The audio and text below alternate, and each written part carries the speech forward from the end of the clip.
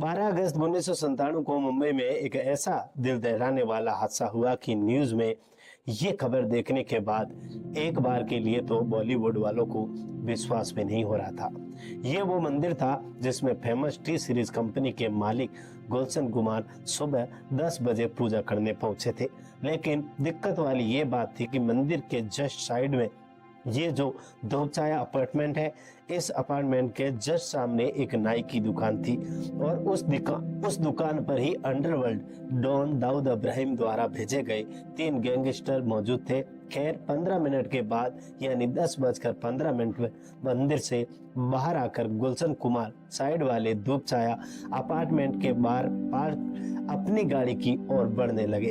वैसे ही तीनों में से एक शूटर ने गुलशन कुमार की कनपट्टी पर बंदूक रख दी और बोला, बहुत कर ली पूजा, अब मरने के बाद ही करना। इसके बाद डॉन दाऊद इब्राहिम के शूटर ने वहां पर जो मौत का तांडव किया वो देखकर अब के होश उड़ जाएंगे। अगले कुछ मिनटों में इन तीनों ने 16 गोलियां गुलशन कुमार में दाग दी और पूरी दुनिया को बस एक सवाल के साथ टूटा हुआ छोड़ दिया। सवाल बस इतना सा कि आखिरी गुलशन कुमार को डॉन दाऊद इब्राहिम ने क्यों मरवाया। बात 1951 की है। दिल्ली की एक पंजाबी फैमिली में टी सीरीज के मालिक गुलशन कुमार का जन्म हुआ था। बहुत छोटी उम्र में ही गुलशन कुमार अपने पापा की जूस शॉप पर काम करने लगे और उनका हाथ बढ़ाने लगे थे। गुलशन कुमार कोई बहुत अमीर परिवार में पैदा नहीं हुए थे। उन्हें पता था कि उन्हें ज्यादा से ज्यादा पैसा कमाकर जल्दी से जल्दी अपने परिवार को सपोर्ट करना है। इसलिए गुलशन कुमार ने सिर्फ 23 साल की उम्र में ही एक कैसेट शॉप खोली जिसमें वो दूसरी कंपनीज के गाने बेचते थे। फिर उन्होंने सुपर कैसेट इंडस्ट्रीज नाम से एक म्यूजिक कंपनी बनाई जिसमें वो खुद के गाने बेचते थे। और आप विश्वास नहीं करोगे कि इतनी मेहनत करने के बावजूद उस बिजनेस को इस लेवल पर एक्सपेंड कर दिया कि वो बिल्डिंग पूरे नोएडा की सबसे पहली कमर्शियल बिल्डिंग बनी। एक बात तो आपको बताने की जरूरत ही भी नहीं है कि गुलशन कुमार भगवान शिव और मां अम्बे के अल्टीमेट भक्त थे। इनफैक्ट 1943 में जब गुलशन कुमार ने कंपनी को टी सीरीज नाम दिया था तो टी सीरीज में भी टी का मतलब त्रिशूल ही था।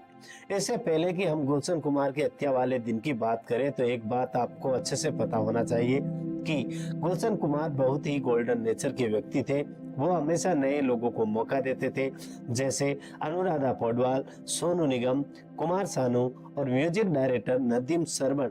ये नदीम श्रवण का वही है जो इनके ऊपर भी एग्जाम लग जाता है। इनमें से जो नदीम सेपी है इसको ध्यान से देख लो और दिमाग में रिकॉर्ड कर लो। रिपोर्टर ऐसा बोला जाता है कि इसने ही गुलशन कुमार को मरवाया था। आगे देखेंगे कैसे गुलशन कुमार अपनी कल्चर को काफी फॉलो करते हैं और अलग अलग मंदिरों में डोनेशन भी किया करते थे।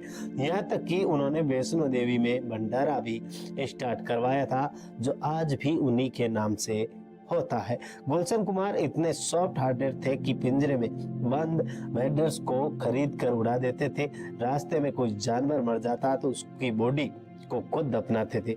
ये बात इतनी आसानी से हजम नहीं होती, ना कि जिस बंदे ने पूरी जिंदगी दूसरों का भला किया, गैंगस्टर ने मिलके उसी को मार दिया। एक बार समझो कि गुलशन कुमार की हत्या का 1990 में रिलीज हुई आशिकी मूवी से क्या कनेक्शन है, ये देखो आपकी स्क्रीन पर। बहुत ही टैलेंटेड म्यूजिक डायरेक्टर नदीम और सरवन है टी सीरीज ने फिल्म आशिकी के गाने कंपोज करने का मौका दिया।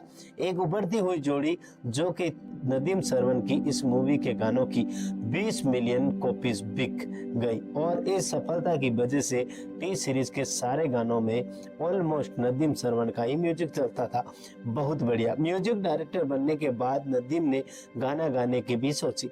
नदीम म्यूजिक डायरेक्टर तो थे अच्छे, पर गाने के मामले उनका हाथ थोड़ा तंग था। इनफैक्ट गुलशन कुमार ने नदीम को सलाह दी कि तुम गाना मत गाओ, माने नहीं।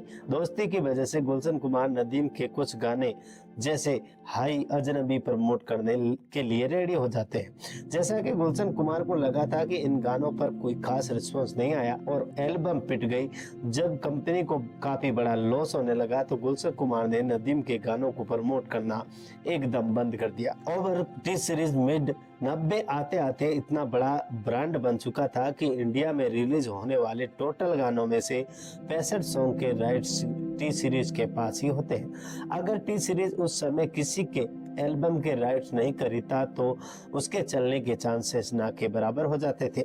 नदीम को ये बात खटक गई कि ना तो गुलशन कुमार उसे काम दे रहे थे और ना ही उसके गाने प्रमोट कर रहे। इसी बात का बदला लेने के लिए उसने गुलशन कुमार को जान से मरवाने की सोची। दिल दहलाने वाली बात यह है कि गुलशन कुमार को मरवाने के लिए नदीम ने सुपारी भी तो दी। किसको? अंडरवर्ल्ड डॉन दाऊद इब्राहिम को। आप लोग ध्यान से सुनना इस बात को, ये दाऊद इब्राहिम है दुनिया का सबसे मशहूर अंडरवर्ल्ड डॉन। इसी धंधे में इसका भरपूर साथ देने वाला ये इसका भाई है अनीस इब्राहिम। इसके अलावा ये दाऊद इब्राहिम का राइट हैंड और बॉलीवुड का डॉन है ये अबू सलीम। मई 1997 में दुबई के एक होटल में गुलशन कुमार को मारने के लिए एक मीटिंग होती है। इस मीटिंग में म्यूजिक डायरेक्टर नदीम दाऊद इब्राहिम के छोटे भाई अनीस इब्राहिम और दाऊद इब्राहिम के राइट हैंड अबू सलीम गुलशन कुमार के मौत की तारीख लिख रहे थे। नदीम ने बताया कि कैसे गुलशन कुमार ने उसका जीना मुश्किल कर रखा है और वो दोनों उसकी हेल्प करे।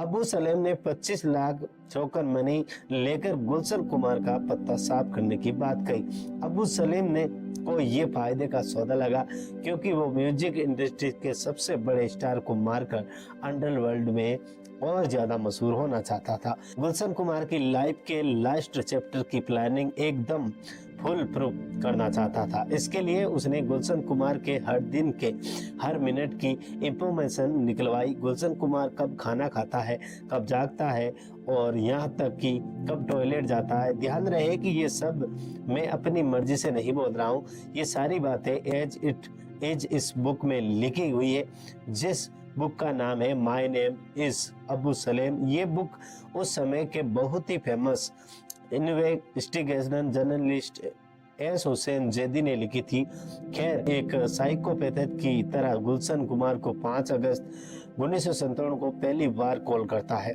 उस कॉल में वो 10 खोखा यानी कि 10 करोड़ की फिरौती मांगता है। साथ ही ये पूछता है कि वो नदीम के गाने प्रमोट क्यों नहीं कर रहा है।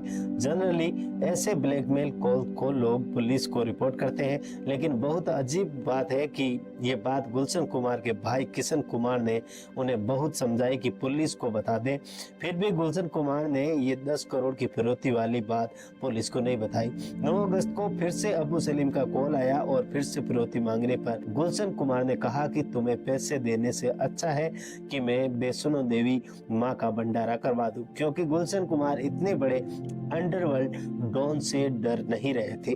इसलिए अबू सलेम का ईगो हर्ट हो गया और ये बहुत बड़ी दिक्कत वाली बात बनी। गुलशन कुमार के पूरे शेड्यूल को सही से एनालाइज करने के बाद अबू सलेम ने वो मौका ढूंढ लिया जब वो अपने काम को अंजाम दे सकता था। और उस मौके के बारे में हम बात करें उससे पहले कुछ इम्पोर्टेंट लोकेशन को भी अच्छे तरह से समझ लो।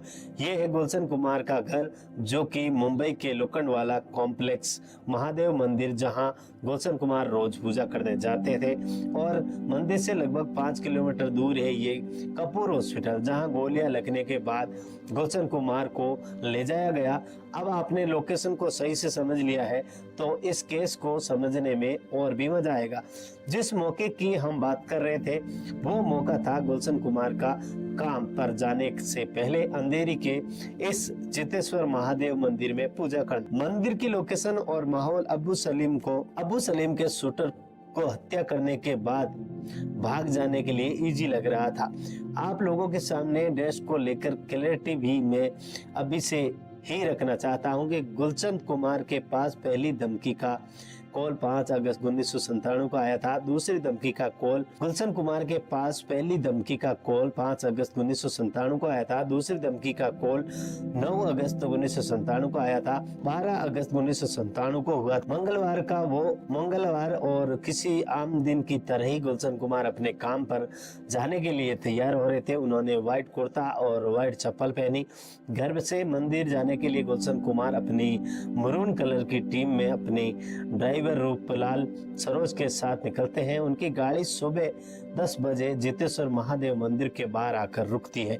हमेशा की तरह उनका ड्राइवर कार को मंदिर से 6 फीट दूर धूप छाया अपार्टमेंट के बाहर पार्क करता है और गुलशन कुमार गाड़ी से उतरकर मंदिर में जाने लगते हैं। जैसे ही 15 मिनट बाद गुलशन कुमार मंदिर से बाहर आते हैं तो उनका ड्राइवर रूपलाल उनसे रोज की तरह ही पूजा की थाली ले लेता है। इससे पहले कि गुलशन कुमार पर हमला हो, गुलशन कुमार इस मंदिर में गए थे। इसके जस्ट साइड में ये धूप छाया अपार्टमेंट है, उसके जस्ट सामने ये गाड़ी खड़ी हुई है। इसके बाद रोड को क्रॉस करके यहाँ अपार्टमेंट के सामने देखो, इधर ये नाई की दुकान है, जिससे तीनों शूटर बैठकर गुलशन कुमार के मंदिर से बाहर आने का इंतजार कर रहे हैं। ये तीनों ही अबू सलेम के बंदे हैं जिनको गुलशन कुमार को मारने का काम सौंपा गया था।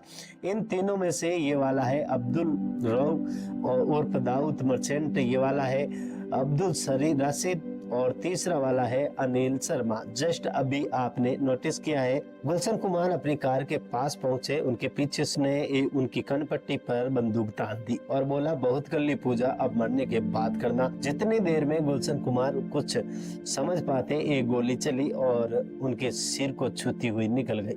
घबराहट में गुलशन कुमार पास ही के एक पब्लिक टॉयलेट में छुपने के लिए भागते हैं, पर उनका पैर वहीं स्लिप हो जाता है। पैर स्लिप होते ही अब्दुल रऊफ ने उन पर 3 गोलियां और चला देता है, वो जो उनकी पीठ में लगती है। 3 गोलियां लगने के बाद वह बुरी तरह घायल होने के बाद भी गुलशन कुमार अपने आप को घसीटते हुए आगे बढ़ने लगते हैं, लेकिन अब्दुल रऊफ ने भी उनके पीछे पीछे अपने फॉलो करता हुआ चल रहा है। गुलशन कुमार दीवार का सपोर्ट लेकर उठने का ट्राई करते हैं, पर वहीं गिर जाते हैं। ड्राइवर रूपलाल गुलशन कुमार की मदद करने के लिए आगे आता है और कलश उठाकर अब्दुल रऊफ पर फेंकता है। अब्दुल रऊफ रूपलाल के दोनों पैरों में गोली मार देता है। सबसे चौंकाने वाली बात यह कि तीनों गोलियां लगने के बाद भी गुलशन कुमार पास के घरों में हाथ जोड़कर मदद मांगते हैं, पर लोग उन्हें देखकर अपने गेट्स बंद कर देते हैं। एक मूवी के सीन की तरह जहां गुलशन कुमार अपने अब्दुल रऊफ, अब्दुल रशीद और अनिल शर्मा ने 12 गोलियां चलाई, वहां ऊपर देवी माँ की फोटो लगी हुई थी, जिस मंदिर को गुलशन कुमार ने खुद रिनोवेट करवाया था। आज उसी के पास उनका अंत इस भयंकर तरह से हो रहा था। ये बात सुनकर आपके होश जुड़ जाएंगे कि जब तक ये मर्डर सीन चल रहा था तब तक अबू सलेम फोन पर गुलशन कुमार की चीखें सुन रहा था। At the end Abdul Rauf ने पास ही खड़ी टैक्सी में से ड्राइवर को बालों से खींचते हुए निकाला। वो लोग खुद उस टैक्सी में बैठे और तीनों शूटर्स वहां से वर्सोवा लिंक रोड की तरफ भाग गए। इतने सब हत्याकांड के बाद लोग करने के बाद सामने आए। मंदिर की पूजा ड्राइवर को बालों से खींचते हुए निकाला। वो लोग खुद उस टैक्सी में बैठे और तीनों शूटर्स वहां से वर्सोवा लिंक रोड की तरफ भाग गए। इतने सब हत्याकांड के बाद लोग करने के बाद सामने आए। मंदिर की पूजा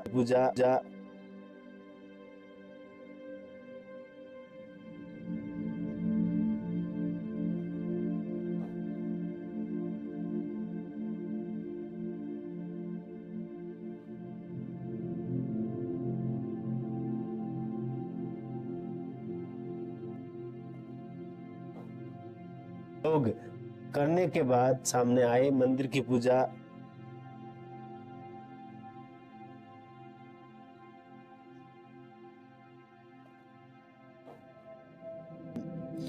लोग करने के बाद सामने आए। मंदिर की पूजा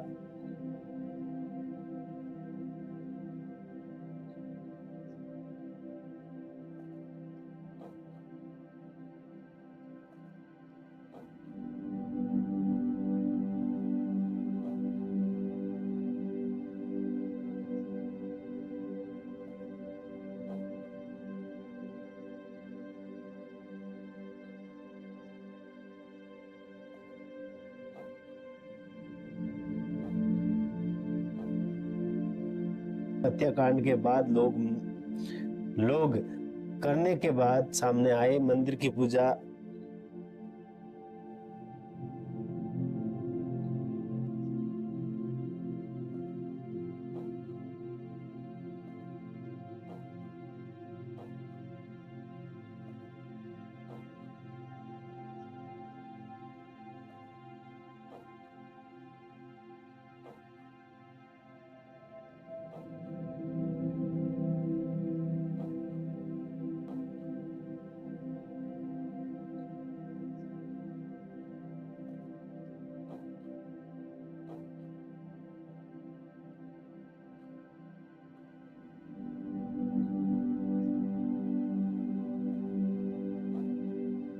बारह गोलियां चलाई।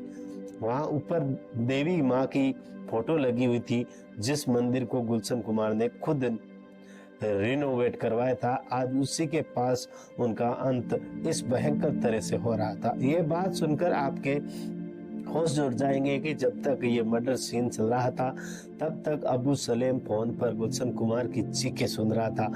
At the end Abdul Rauf ने पास ही खड़ी टैक्सी में से ड्राइवर को बालों से खींचते हुए निकाला। वो लोग खुद उस टैक्सी में बैठे और तीनों शूटर्स वहां से वर्सोवा लिंक रोड की तरफ भाग गए।